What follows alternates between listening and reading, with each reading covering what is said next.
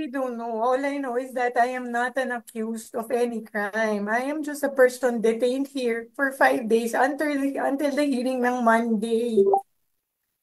I have been trying to cooperate to the very best of my ability, so I do not understand why they just go to your room, get your phones, and then just tell you that they will move you to a women's correctional at 12 o'clock.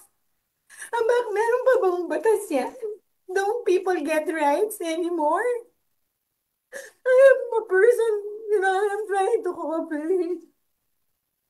But they just move me there. Alam naman nila I am a chronic back concern.